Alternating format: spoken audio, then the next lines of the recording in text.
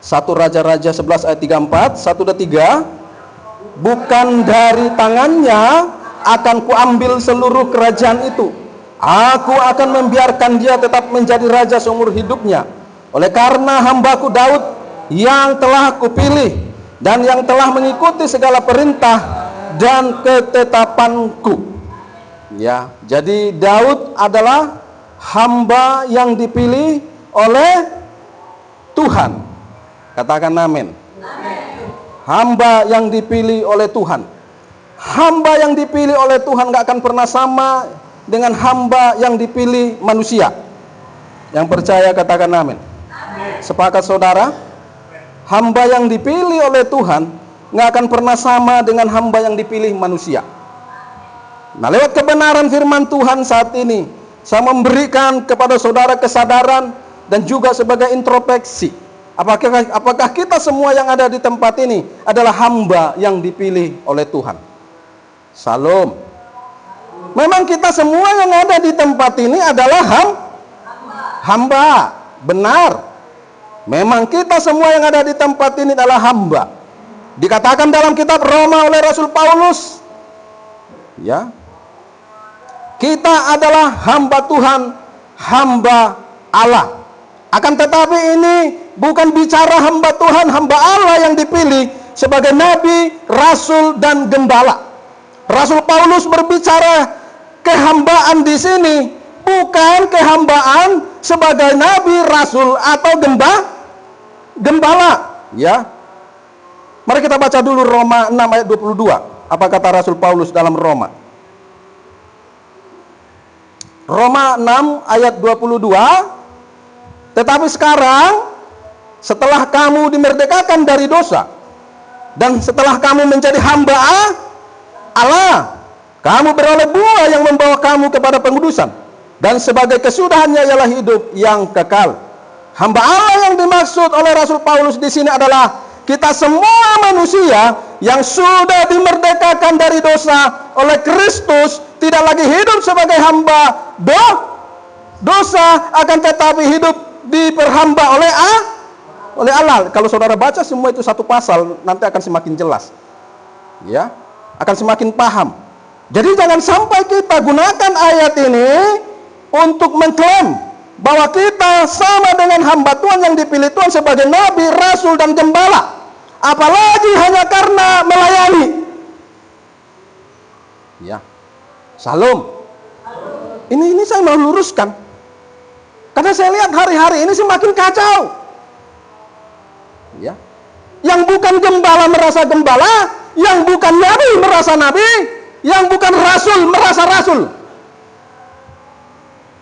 Ya, hanya karena ayat ini. Saya pernah ditantang orang, makanya saya khotbahkan ini. Dia bilang begini, samanya kita Pak, sama-sama hamba katanya. Bapak jangan asal ngomong suka-suka. Karena saya bilang benar, kau itu hamba, saya hamba. Kapasitas kehambaanmu berbeda dengan saya. Lalu dia bilang itu kitab Roma, dia pakai ayat itu. Saya bilang kamu salah tafsir tuh. Ya, hamba yang dimaksud oleh Rasul Paulus di situ adalah bicara hamba itu bicara bagaimana dulu kita sudah beralih, yang tadinya hamba dosa menjadi hamba Kristus, hamba Tuhan, hamba yang diperbudak oleh Tuhan, yang Tuhan adalah kebenaran, yang Tuhan adalah firman. Jadi kita diperbudak oleh firman, sepenuhnya hidup di dalam firman, sepenuhnya hidup di dalam Tuhan. Itu maksud Rasul Paulus. Jadi jangan buat itu menjadi senjata, seolah-olah kita setara dengan nabi, setara dengan rasul, setara dengan gembala. Makanya susah sekarang orang digembalakan hanya karena tahu ayat 1, 2, 3, 4, 5. Ngeri. Salam. Haleluya. Makanya kalau firman salah tafsir, selesai sudah. Ya. Makanya firman enggak boleh asal Makanya Alkitab memberitahukan kepada kita, ayo mari kita tafsir, mari kita pahami seluruh isi firman ini dengan roh. Karena firman yang adalah Kristus adalah roh. Roh harus dipahami dengan roh. Roh nggak akan bisa dipahami dengan daging. Itu akan melenceng. Ya. Haleluya. Amin saudaraku. Jadi hati-hati dengan ayat ini ya. Jangan disalahgunakan. Banyak ayat-ayat yang bisa disalahgunakan. Ya, bukan hanya ayat ini, sangat banyak sebenarnya. Ya, nanti kalau kita bahas terlalu panjang. Ya. Jadi saya mau memberikan pemahaman hari ini ya sebagai introspeksi bagi kita. Apakah kita semua yang ada di tempat ini adalah hamba yang dipilih Tuhan? Itu yang menjadi pertanyaannya. Yang sadar di sini adalah hamba yang dipilih Tuhan, coba angkat tangannya. Benar hamba yang dipilih Tuhan ya? Amin. Bukan yang merasa dipilih.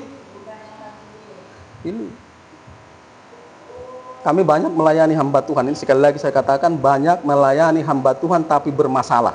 Jangan hanya karena tahu firman, paham teolog, lalu merasa dipilih Tuhan. Ini yang salah.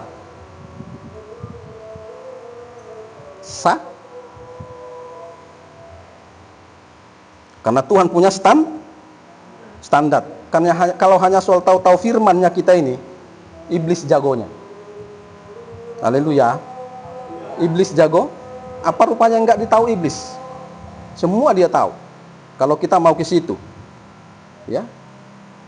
Makanya penting kita mengetahui apakah benar-benar kita yang dipilih Tuhan. Harus kita koreksi dengan benar. Haleluya. Hamba Tuhan yang dipilih Tuhan, dikasihi Tuhan. Hamba Tuhan yang dipilih Tuhan, jiwa Tuhan berkenan kepadanya. Hamba Tuhan yang dipilih Tuhan, dipenuhi roh Tuhan. Ini tiga kriteria ini yang kita mau bahas. Ya. Itu hamba Tuhan yang dipilih tuh pasti dikasihi itu, pasti jiwa Tuhan berkenan kepada, pasti dipenuhi roh Tuhan. Ya, mari kita buka bagaimana Yesus dikatakan sebagai hamba. Matius 12 ayat 18. Matius 12 ayat 18. Matius 12 ayat 18 dikatakan di situ. Mari sama-sama kita baca 1 2 3. Lihatlah itu hambaku yang kupilih, yang kukasihi, yang kepadanya jiwaku berkenan. Aku akan menaruh rohku ke atasnya, dan ia akan memaklumkan hukum kepada bangsa-bangsa. Ya. Jelas di situ ya, hamba yang dipilih Tuhan, dikasihi Tuhan. Hamba yang dikasihi Tuhan, yang dipilih Tuhan, jiwa Tuhan berkenan kepadanya. Hamba yang dipilih Tuhan dipenuhi oleh roh Tuhan. Makanya dikatakan di sini menaruh rohku ke atasnya. Ya. Ayo kita cross check sekarang hamba Tuhan yang mengaku hamba Tuhan, hamba Allah. Apakah dipenuhi Roh Kudus? Apakah dipenuhi Roh Allah? Tidak. Tapi semua hanya dipenuhi dengan pengetahuan, itu kita akui dong. Karena semua rata-rata paling rendah tamatan Alkitab. Lalu naik ke teologia, STH. Itu semua nggak salah untuk memperlengkapi diri, tapi harus diawali juga sebuah kepastian benar nggak dipilih. Ya. Saudara jangan kira saya bisa khotbah seperti ini setelah saya sekolah teologi, tidak. Kami masih jemaat biasa, ini istri saya saksinya. Kami masih jemaat biasa, masih digembalakan, bahkan gembala saya tidak tahu saya jadi penginjil selama 2 tahun. Nggak tahu dia. Ya, tahun ketiga baru dia tahu. Lalu dia panggil, Bapak kemari. Ada apa Pak? Saya bilang. Kenapa Bapak nggak ngomong? Maksudnya Pak, Bapak penginjil ya? Oh iya Pak. Singkat cerita, saya diproses jadi hamba Tuhan. Diproses jadi gembala, disuruh sekolah teologi. Baru saya sekolah teologi. Untuk memperlengkapi diri bahwa sudah pasti saya yang dipilih Tuhan sebagai hamba Tuhan, hamba Allah. Ya. Dan saya bisa rasakan saya dipenuhi Roh Kudus. Ya kita tahu nggak usah belajar terlalu banyak, kita semua sudah belajar bagaimana tanda-tanda orang dipenuhi Roh Kudus. Salah satu tandanya adalah bukan hanya sekedar pintar berbicara, ya, fasih lidah, tapi juga punya kuasa seperti rasul-rasul, seperti para nabi punya kuasa. Tidak ada nabi dan rasul yang tidak punya kuasa. Ya, semua punya kuasa. Ayo, ada nabi enggak dan rasul yang tidak punya kuasa? Angkat tangannya. Enggak ada. Kenapa? Karena semua penuh Roh Kudus. Ya. Haleluya. Mari kita bahas satu persatu. Tadi hamba yang dipilih Allah itu dikasihi oleh Allah, dikasihi oleh Tuhan. Nah, kenapa dikasihi Tuhan? Saudara mau dikasihi Tuhan enggak? Salam. Ya, mari kita baca ayat tema itu kembali. Inilah yang membuat Daud dipilih. 1 Raja-Raja 11 tadi, ayat 34 tadi dikatakan, bukan dari tangannya akan kuambil seluruh kerajaan itu, aku akan membiarkan dia tetap menjadi raja seumur hidupnya. Oleh karena hambaku Daud yang telah kupilih dan yang tetap mengikuti segala perintah dan ketetapanku. Ya, kenapa Daud dikasihi Tuhan? Karena Daud tunduk dan taat pada segala perintah Tuhan dan ketetapan Tuhan. Sekarang pertanyaannya, apakah saudara sebagai hamba Tuhan sudah sepenuhnya tunduk kepada perintah dan ketetapan Tuhan? 100% ya. Dan itu harga mati. Ya. Makanya selalu saya bilang, saya nggak percaya hamba Tuhan kalau masih hidup dengan perintah dan ketetapan yang lain. Saya nggak percaya kehambaannya. Ya. Nggak apa-apa, ini nanti saya posting dulu di media sosial. Haleluya. Ini standar loh. Ya. Nggak bisa lagi kita kalau sudah jadi hambanya Allah, kita sadar kita dipilih oleh Allah, sepenuhnya kita harus hidup menurut perintah dan ketetapannya. Sepenuhnya loh. Ya. Nggak ada lagi ketetapan lain, nggak ada perintah-perintah lain. Ya. Maaf ya, nggak ada lagi perintah nenek moyang. Karena kita bukan hamba nenek moyang. Enggak. Kita bukan hamba nenek moyang. Kita ini hamba Allah.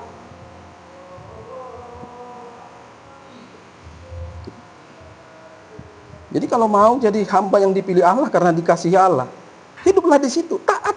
Ayo mari kita taat. Yesus juga berkata dalam Yohanes 14 ayat 23.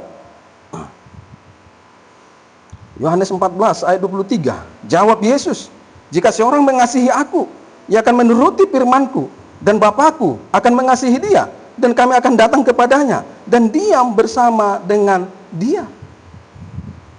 Ya. Amin. Haleluya. Kalau kita hamba Tuhan yang dikasihi Tuhan, oleh karena kita tunduk kepada firman Tuhan, ketetapan Tuhan, perintah-perintah Tuhan, Tuhan pasti selalu ada. Tuhan pasti selalu Tuhan pasti nggak susah bagi saudara menghadirkan Tuhan. Nggak susah. Ya. Makanya saya sangat kaget ya, kadang-kadang saya bisa marah dan geram. Ada beberapa hamba Tuhan bilang sama saya begini, "Ji budoho HP Jepang dot Tuhan. Budoh HP ho terhubung dot Tuhan. Bisa rupanya Bapak terhubung dengan Tuhan ya, hebat kali Bapak," katanya. Hamba Tuhan loh ngomong begitu. Tolol nggak? Woi, salam. Hamba Tuhan loh. Benaran. Bukan 1-2. Dari dulu itu. Saya diam. Saya terdiam dalam hati saya, Tuhan, ampunilah. Kalau kita bicara hamba kan itu sama dengan pembantu ya. Betul ya? Ya. Terlalu konyol enggak kalau saudara punya pembantu? Tapi pembantu saudara itu nggak bisa punya hubungan kepada saudara. Padahal pembantu nggak bisa ngobrol, nggak bisa berinteraksi. Aneh nggak? Aneh. Ketika dia di luar, orang bertanya, kamu sering ngobrol nggak dengan tuanmu? Enggak. Pernah cakap-cakap enggak? Enggak. Ah masa? Iya. Ah bodoh kali kau. Pasti dibilang orang. Haleluya. Ya demikian penyambahan kita kepada Allah. Pernah nggak kita bisa bercakap-cakap dengan Tuhan? Bisa terkoneksi nggak? Iya kan? Salam saudaraku. Iya. Kenapa? Tidak ada ketaatan. Nggak ada ketaatan secara mutlak nggak ada. Ya. Kita hanya taat 1, 2, 3 firman Tuhan, sudah kita merasa taat seluruhnya. Tidak. Harus keseluruhannya. 100% kita taati dia. Secara keseluruhan apa yang menjadi perintah dan ketetapannya. Itu hamba Allah. Ya. Makanya nggak gampang menjadi hamba Tuhan, hamba Allah yang dipilih oleh Tuhan. Kemudian yang kedua tadi, hamba Allah yang dipilih oleh Tuhan, apa tadi? Yang kedua, jiwa Tuhan berkenan. Kalau sudah kita bicara jiwa, itu sudah bicara hati, pikiran, perasaan. Nangkap sampai sini Bapak Ibu yang kasih Tuhan? Oh, mari kita baca kembali Matius 12 ayat 17 sampai 18 tadi tentang Yesus yang adalah hamba. Supaya genaplah firman Tuhan yang disampaikan oleh Nabi Yesaya, lihatlah itu hambaku yang kupilih, yang kukasih, yang kepadanya jiwaku berkenan. Ya, itu yang dipilih Tuhan. Saudara bisa bayangin enggak? Kalau jiwa Tuhan berkenan kepada saudara sebagai hamba Tuhan. Ya. Jika saudara sebagai hamba Tuhan yang berkenan di hadapan Tuhan, saudara bisa kebayang enggak betapa enaknya? Ya. Haleluya. Ya, enak Bapak Ibu. Enggak sulit kita urusan-urusan hidup. Dalam pelayanan apapun enggak susah, enggak sulit. Enggak perlu kita cari perhatian kepada siapapun. Saya sebagai hamba Tuhan enggak pernah cari perhatian karena saya enggak pernah keluar kecuali ada yang ngundang keluar. Titik. Boleh Pak ikut kami Pak, kemana? Ada orang sakit di sana, tolonglah. Baru saya keluar atau diundang khotbah. Selebihnya tidak akan pernah saya keluar. Ya. Kami bangun misbah. Ya. Karena saya percaya saya adalah hamba yang dipilih di mana Tuhan berkenan kepada saya. Ya. Jadi kalau sudah berkenan, masih ragukah pemeliharaannya? Masih ragukah penyertaannya? Masih ragukah perlindungannya? Enggak. Akan ragu. Haleluya saudaraku. Amin. Ya, jadi pastikan saudara orang yang berkenan kepada Tuhan atau hamba Tuhan yang berkenan di hadapan Tuhan harus dipastikan. Ya. Harus dipastikan. Ya. Jadi nggak perlu takut. Ya. Nggak perlu Bapak Ibu. Ya. Saudara bayangin nggak pelayanan sekecil Power of God, tapi cenderung didatangi oleh hamba-hamba Tuhan yang besar, yang punya gereja besar, kaya raya, kami didatangi coba. Justru banyak kami menyelesaikan kasus-kasus, masalah-masalah hamba Tuhan senior. Harusnya saya yang harusnya mendatangi pendeta senior. Itu bukan karena hebat, bukan. Tapi karena perkenanan Tuhan. Makanya selalu saya bilang, Bapak Ibu datang kemari oleh karena kehendak Tuhan. Tuhanlah yang menuntun, ada maksud Tuhan. Benar Pak, kami sudah dapatkan itu dari doa. Dan Tuhan yang berbicara kepada kami, jumpai hambaku si anu. Ya. Salam saudaraku. Haleluya. Itu kalau sudah berkenan. Ya. Ketika kita menjadi hamba Tuhan yang berkenan kepada Tuhan, maka kita akan selamat.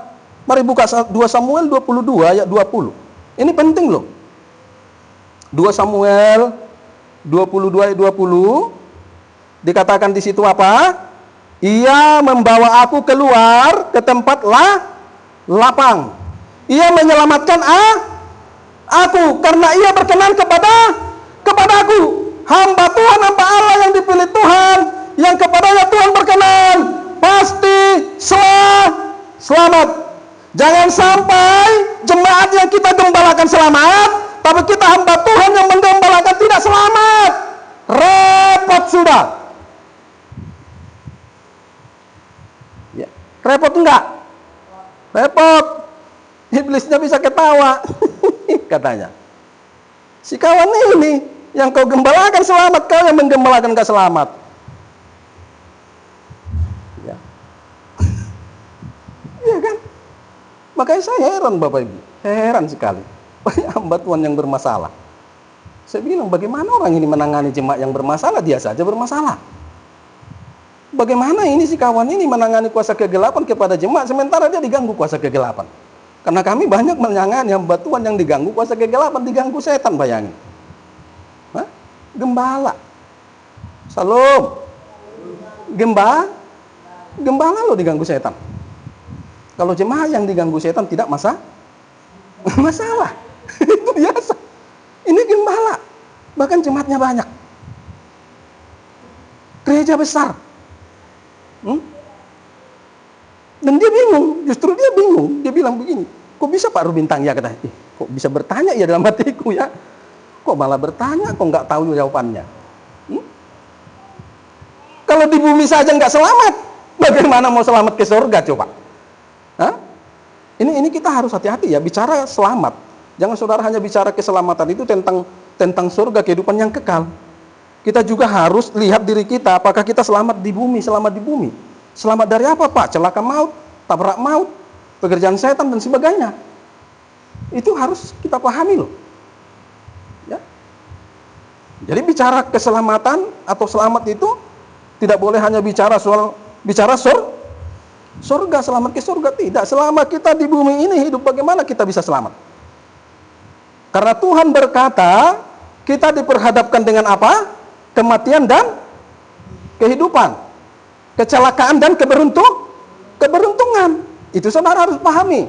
Pilih yang mana? Mau selamat, mau celaka?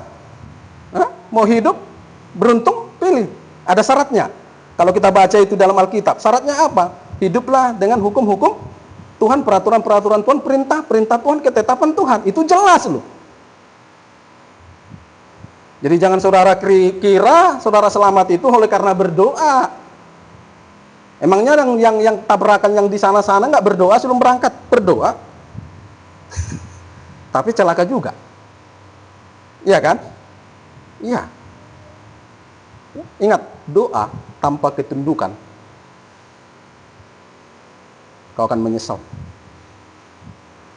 dan kebingungan. Haleluya. Mau sehebat apapun doamu setiap hari, tapi tidak disertai dengan ketundukanmu kepada hukum-hukum Tuhan, perintah-perintah dan ketetapan Tuhan, tunggu waktu, kau akan menyesal. Dan kau bingung, kok bisa ya? Aku kan berdoa. Kami kan menyembah. Banyak seperti itu datang, banyak.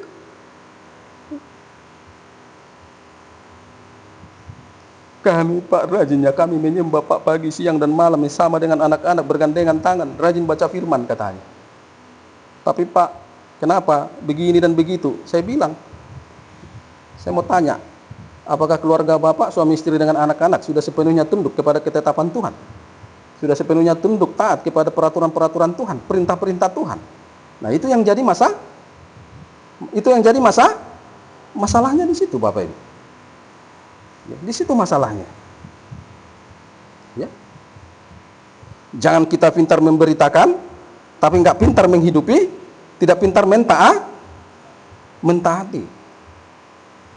Ya, nangkap sampai di sini, ya, supaya kita semua yang ada di tempat ini, baik gembala, pelayan, pengerja, kita semua berkenan di hadapan Tuhan. Yang ketiga, hamba Tuhan yang dipilih oleh Tuhan tadi katanya apa? Dipenuhi oleh Roh Kudus, Roh Tuhan, Roh Allah, Roh kebenaran. Ya. Kita lihat kembali Matius 12 ayat 17-18 tadi. Supaya genaplah firman Tuhan yang disampaikan oleh Nabi Yesaya, lihatlah itu hambaku yang kupilih, yang kukasihi, yang kepadanya jiwaku berkenan, aku menaruh rohku ke atasnya. Ya. Ini yang sering saya sampaikan, baik calon-calon hamba Tuhan. Ya. Pastikan kau dipilih Tuhan supaya kau dipenuhi Roh Kudus. Itu yang selalu saya sampaikan. Supaya Tuhan benar-benar berikan rohnya kepadamu. Kau diperlengkapi dengan perlengkapan roh. Ingat, yang dipilih Tuhan pasti diperlengkapi oleh Tuhan dengan segenap perlengkapan roh. Itu sudah pasti. Nangka sampai di sini. Dan kita bisa belajar itu semua dari nabi-nabi kan? Ya. Para nabi, rasul adalah hamba Tuhan yang dipilih oleh Tuhan. Tidak ada satupun nabi dan rasul yang tidak dipenuhi roh Tuhan. Semua dipenuhi oleh roh Tuhan. Ya. 1 Samuel 19 ayat 20. 1 Samuel 19 ayat 20. Dikatakan di sini maka Saul mengirim orang-orang suruhan untuk mengambil Daud. Tapi orang-orang ini melihat sekumpulan nabi, nabi. Bagaimana sekumpulan nabi itu? Kepenuhan apa? Roh Kudus. Ya, dengan dikepalai oleh Samuel waktu itu kepalanya, bayangin loh. Jadi Samuel itu juga adalah orang yang dipenuhi oleh Roh Kudus.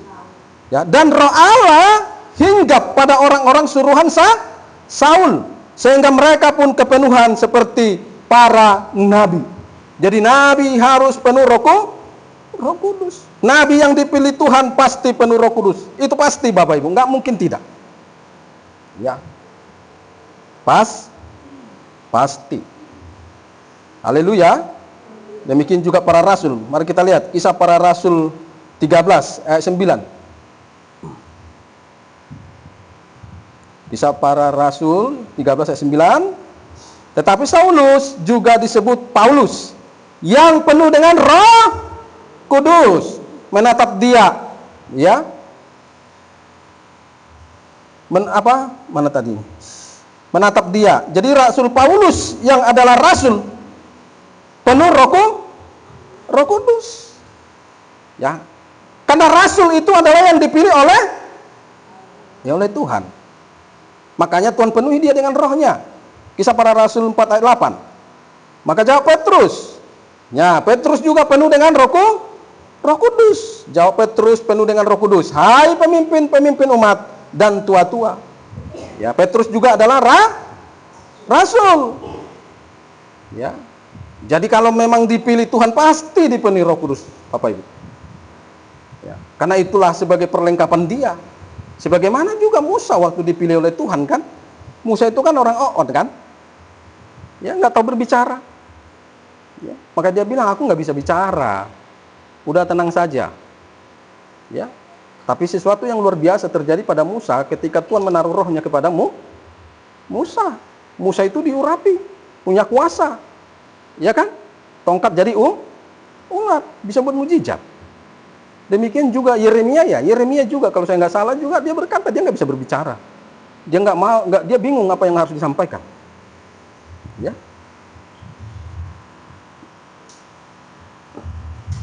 Haleluya saudaraku. Nah, kenapa harus dipenuhi Roh Kudus? Ya. Supaya jangan sampai dia bergerak dengan dagingnya. Yang lebih parahnya, supaya jangan sampai dia bergerak dengan roh halus. Karena yang mau dipimpin, yang mau diajar, yang mau dia dibina adalah umat Allah. Supaya jangan sampai salah bina, salah ajar. Makanya sangat penting Roh Kudus. Supaya roh itu yang menuntun, membimbing dia, mengarahkan dia dalam berbicara, mengarahkan dia dalam bertindak, berkeputusan. Itu sebabnya para rasul berkata, keputusan kami adalah keputusan Roh Kudus. Para rasul adalah orang-orang yang dipenuhi Roh Kudus. Ya. Dan mereka menyerahkan setiap keputusan itu kepada Roh Kudus. Kalau Roh Kudus bilang tidak, maka para rasul bilang tidak. Kalau Roh Kudus bilang jangan, maka dia jangan. Ya. Beda kalau kita sekarang hamba Tuhan. Kalau hati kita bilang oke aja itu. Mau Tuhan bilang nggak oke, nggak peduli, libas terus. Lalu ketika terjadi sesuatu, bahasanya sederhana. Apa bahasanya? Nggak beda dengan dokter, sudah menjadi kehendak Tuhan.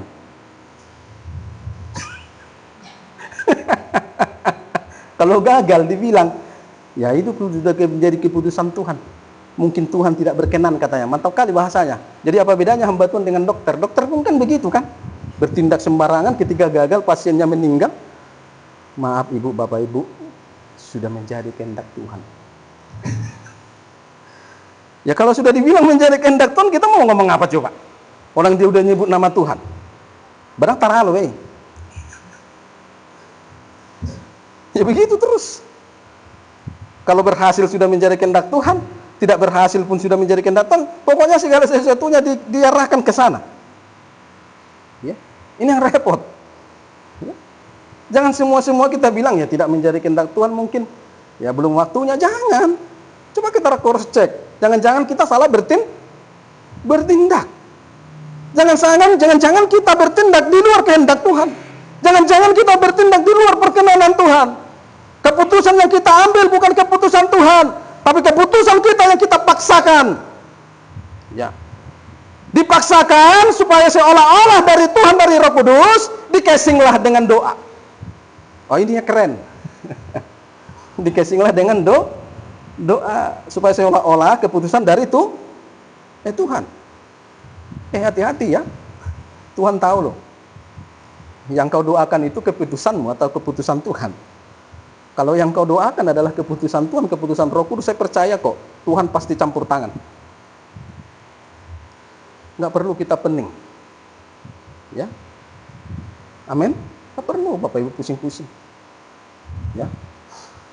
Ini tahun ini adalah tahun yang semakin sulit ya. Benar nggak?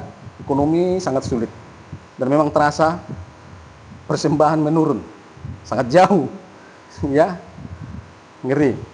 Tadi kami ibadah, Bu Gembala bilang, persembahan kita hanya 100 sekian katanya.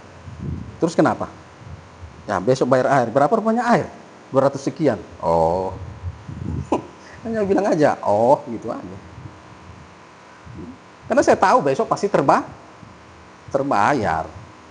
Ada Tuhan. Karena selalu seperti itu. Kalau Ibu Gembala bilang kita mau bayar wifi, terus kenapa? Kurang sekian. Ya udah. Saya santai aja. Udah terbayar. Semua terbayar. Bahkan kebutuhan anak-anak. Ya. Apakah saya menghubungi seseorang? Tidak. Saya nggak pernah menghubungi orang. Saya nggak pernah minta tolong kepada orang. Ya, ini saya di mimbar nih. Ya. Walaupun saya banyak kenal orang-orang kaya, banyak kami layani orang kaya, pejabat berpangkat, ya, bahkan kolonel. Kan saya posting pernah di Facebook kan, saya bersama dengan kolonel, ya, AKBP, perwira. Saya nggak pernah bilang, tolonglah Pak, kami begini. Oh tidak, ya, karena saya tahu adalah hamba yang berkenan kepada Dia. Dia bertanggung jawab.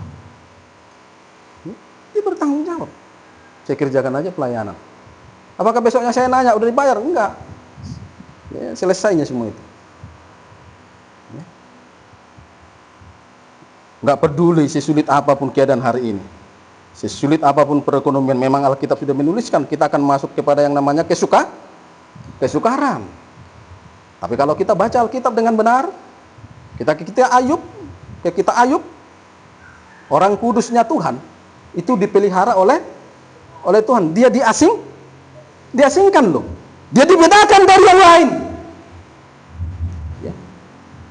Makanya baik saudara gembala, pengerja, pelayan, jemaat biasa, kalau hidupmu dalam kekudusan, standar hidupmu dalam kekudusan, kesucian, apapun yang terjadi dengan dunia ini, separah apapun dunia ini, jangan takut. Kau akan diasingkan Tuhan, kau akan dibedakan dari yang lain, kau akan dipelihara oleh Tuhan.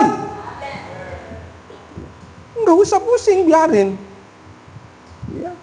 Orang kalau bilang, Bapak kok santai aja jemaat, Bapak sedikit katanya. Iya, kawan ini dalam hati. Dia nggak tahu ada Tuhan. Saya santai-santai aja, mau olahraga saya. Kenapa rupanya? Nggak perlu saya keliling-keliling biar dapat uang. Karena saya tahu Tuhan saya. Ya. Luar biasa Bapak Ibu. Ya. Luar biasa. Istri saya nggak tahu ada uang masuk ke rekening saya, itu gimana tahu dia? Ya. Apakah saya kenal orangnya? Oh enggak, saya nggak kenal orangnya sampai hari ini. Ya. Yang penting bagi saya ketika anak saya bilang, Pak ada uang nggak? Ya udah, tunggu nanti sebentar. Pak, minta uang lah. Ya udah, tunggu nanti sebentar. Ya. Tinggal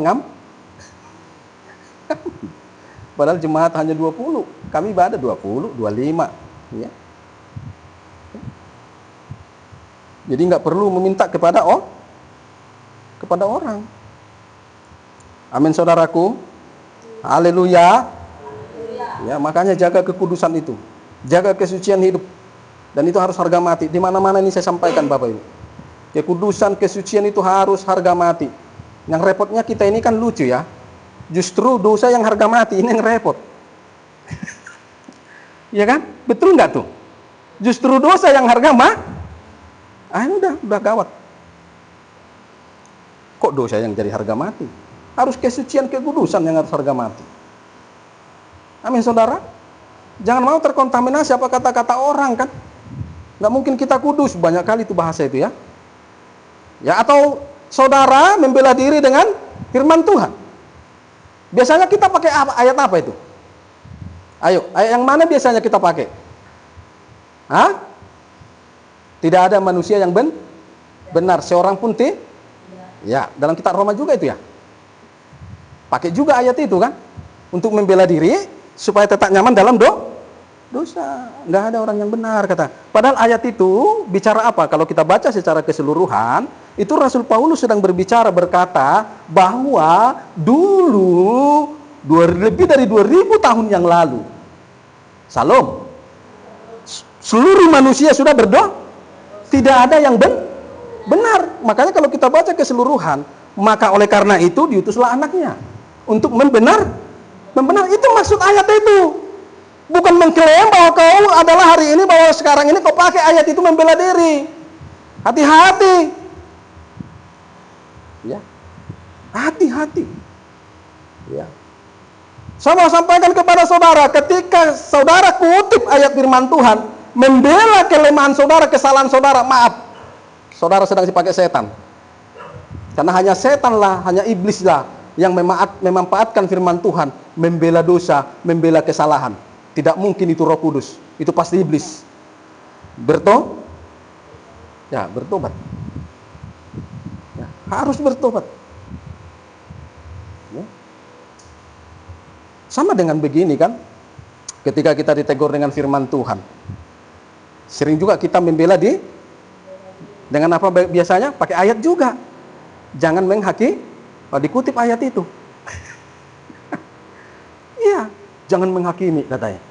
Karena dia ditegur, kena dosanya, kena kesalahannya. Oke, mak ini pendeta ini katanya dalam hatinya. Diingatnya firman Tuhan, ada firman Tuhan berkata, jangan menghakimi. Aku bilanglah sama bapak itu, Pak. Bapak menghakimi sebagai hamba Tuhan. Jangan menghakimi, Pak. Firman Tuhan bilang, tertulis, Pak, jangan menghakimi. Padahal ayat itu bukan seperti itu kan? Amin, saudaraku. Ya. Ya, jangan menghakimi maksudnya ketika saudara misalnya ketemu pencuri ayam, jangan kau pukul sampai mati. Haleluya. Jangan langsung kau lotak. Ya. Atau merasa paling benar daripada yang lain. Jadi definisi jangan menghakimi ini pun jangan kita terlalu dangkal. Supaya jangan salah, Bapak Ibu. Ya, amin. Haleluya. Mari kita pastikan diri kita adalah hamba Tuhan yang dipilih oleh Tuhan. Tadi sudah jelas ada 3, dikasihi Tuhan, jiwa Tuhan berkenan. Yang ketiga, dipenuhi oleh Roh Tuhan. Demikian firman Tuhan. Mari kita tutup Alkitab kita, Bapak Ibu yang kasih Tuhan.